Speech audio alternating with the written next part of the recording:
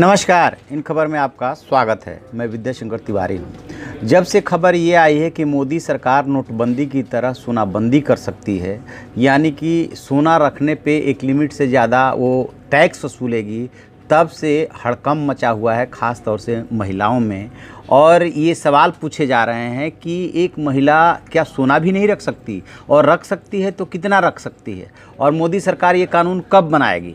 तो मैं आपको क्लेरिफाई कर दूं कि मोदी सरकार के सामने ये प्रपोजल है, और जो वित्त मंत्रालय है उसका जो इकोनॉमिक अफेयर्स डिपार्टमेंट है, ये बहुत पहले इस आशय का उसने प्रपोजल भेजा था कैबिनेट के सामने।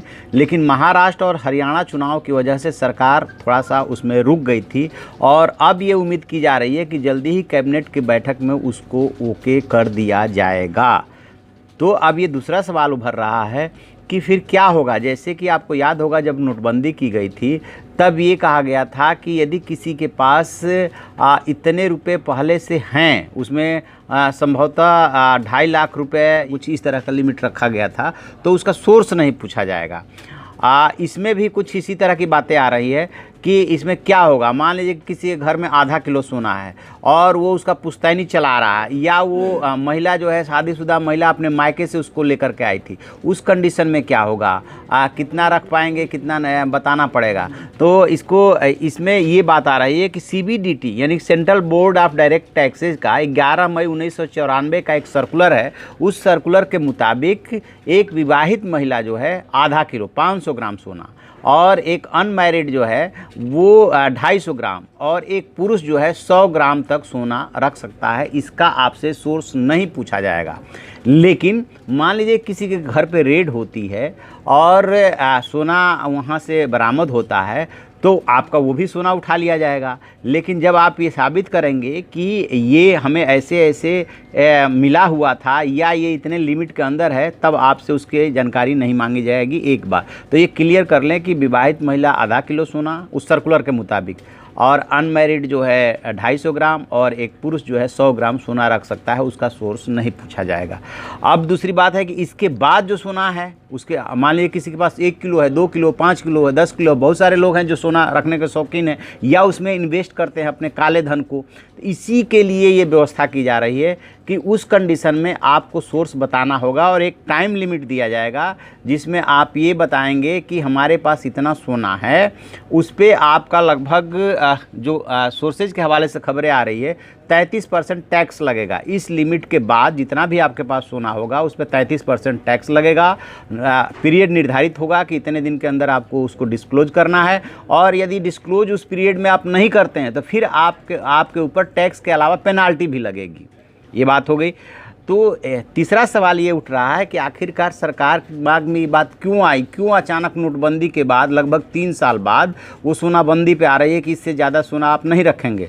तो इसका कारण बना है कि हर साल जो सोने का आयात होता है उस पर लगभग 2.5 लाख करोड़ रुपए का आयात होता है, और इसका जो भुगतान करना होता है वो जो है डॉलर में करना होता है। तो जैसे जैसे सोने की मांग बढ़ती है तो करंट अकाउंट का जो डेफिसिट है वो बढ़ जाता है, क्योंकि फॉरेन एक्सचेंज में भुगतान करना होता है। तो माना ये गया कि जब से रियल सेक्टर डाउन हुआ उसके बाद लोग जो है सोने में ज़्यादा इन्वेस्ट करने लगे, तो उसकी वजह से सोने की जो कीमत है वो अचानक बहुत ज़्यादा बढ़ने लगी।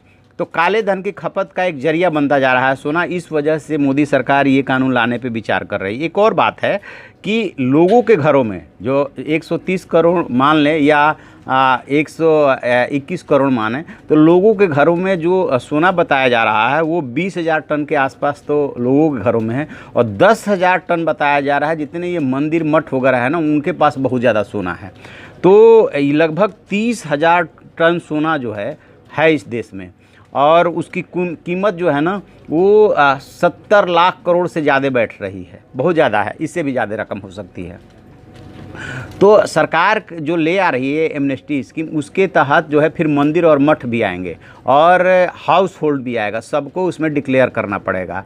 देखते हैं कि आगे ये क्या टर्न लेता है, क्योंकि अभी भी सरकार इसको लेकर के हिच हो रहा है कि खास तौर से महिलाओं को सोने से लगाव होता है। यदि इस पे पाबंदी लगाते हैं तो उन्हें इस बात का भी डर है कि नाराज़गी लोगों की बढ़ेगी, क्योंकि नोटबंदी की नाराज़गी अभी गई नहीं है और चुनाव था, इसलिए उसको होल्ड करके रखा गया। आगे इस पर कब डिसीजन होता है, कैसे होता है, फिर क्या क्राइटेरिया बनाते हैं। सिर्फ हमने ये CBDT वाला सर्कुलर के बारे में आपको इसलिए जानकारी दी कि बहुत सारे सवाल जो एपिसोड 1 बनाए गए थे, जो हमने बनाया था, उस पर सवाल पूछा जा रहा था, कहाँ से कितना रख पाएंगे, कितना नहीं रख पाएंगे, क्या फिर हम सोना अपने घर में रख ही नहीं पाएंगे, फिर तो न रिंग पहन पाएंगे और न महिलाएं रख पाएंगी फिर। तो इस वजह से ये दूसरा एपिसोड बना रहा है कि महिलाएं इतना सोना रख सकती है, आधा किलो 250 ग्राम, ये उनका लिमिट रहेगा, जो अभी तक के नियम कानून है। अब जो कैबिनेट के सामने नोट आया है, उस प्रपोजल में कुछ और इसमें ऐड ऑन कर दिया जाए, इसकी लिमिट घटा दी जाए या बढ़ा दी जाए, तो बाद की बात है। फिलहाल यही कानून एग्जिस्ट कर रहा है। तो आप ऐसी खबरों के लिए देखते रहिए हमारा डिजिटल चैनल इन खबर। Thank you. इन खबर चैनल को सब्सक्राइब करें और बेल आइकन दबाना ना भूलें।